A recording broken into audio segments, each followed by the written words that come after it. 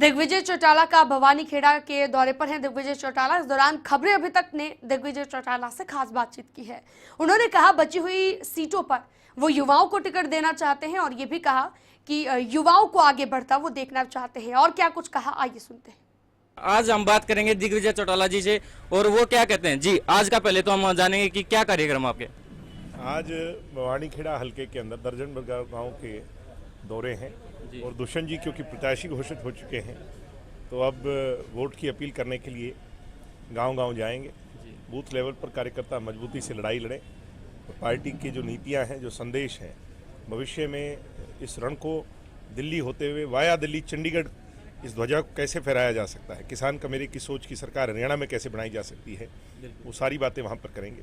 देश हित की जो बातें हैं वो सारी गांव के जन जन तक पहुंचाने का प्रयास करेंगे और एक एक वोट हमारे पक्ष में डले। और क्योंकि दुष्यंत जी ने इतना काम किया, लोगों के मन में दुष्यंत के प्रति स्नेह है और एक ऐसा आदर्श सांसद इस नौजवान आयु में जो है ना अगली 50 साल की सेवा के लिए हिसार लोकसभा क्षेत्र के लोगों को मिला है।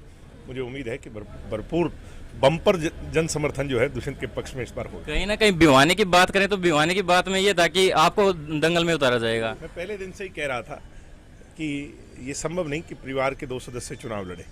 दुष्यंत जी अगर चुनाव लड़ेंगे तो हम सब कार्यकर्ता जो है वो पार्टी की एक्टिविटी में और पार्टी के लिए जो है ना वोट बटोरने का और लोगों को पार्टी के साथ जोड़ने का काम करेंगे, जिससे फोर्स डिवाइड ना हो। भिवानी हमारा अपना क्षेत्र रहा है, हमारा घर रहा है, हमारा परिवार रहा है। और आज स्वाति हमारी बहन को जो टिकट मिली है, स्वाति देखो इतनी पढ़ी लिखी लड़की है और एजुकेशनिस्ट रही है, तो मैं उम्मीद करता हूँ कि वो एक आदर्श सांसद जैसे दुष्यंत जी थे वैसे ही वो पार्लियामेंट में जाएंगी। ओबामा केयर तक में वो काम कर चुकी हैं। आज की राजनीति की बात की जाए, आज एक दूसरे पे इतने गंदी राजनीति हो रही है, बैन भी आयोग उन पर कर लगा रहा है। तो आप आज की जो राजनीति, आप युवा हो, क्या आप इसमें अलग करेंगे? मोरल और एथिकल वैल्यूज़ को गिरा रहा है आज का जो कुछ लोगों का राजनीतिक बड़बोलापन है और सिर्फ अपने फ़ायदे के लिए या इंस्टेंट फ़ायदे के लिए, यानी इस चुनाव में फ़ायदा मिल जाए उसके लिए कुछ भी कह देंगे। मैं मानता हूँ ये शर्मसार करने वाला है।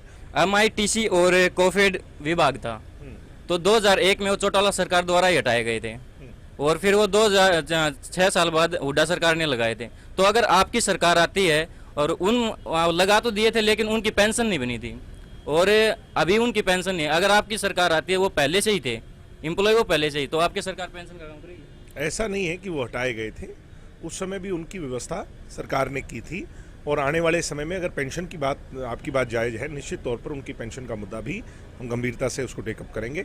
और अगर किसी को पेंशन, क्योंकि सबका जस्टिस है, सबके साथ ये न्याय होना चाहिए, पेंशन सबको मिलनी चाहिए, ये उनका अधिकार है। निश्चित तौर पर उनको पेंशन दिलवाने के लिए भी जेजेपी जो है, जननायक जनता पार्टी जो है, वो इसके लिए पक्षधर है। जी बिल्कुल, ये थे हमारे साथ दिग्विजय चौटाला जी। उनसे खास बातचीत की और उन्होंने जाना कि वो आज क्या प्रोग्राम है और आगे उनकी रणनीति क्या रहेगी।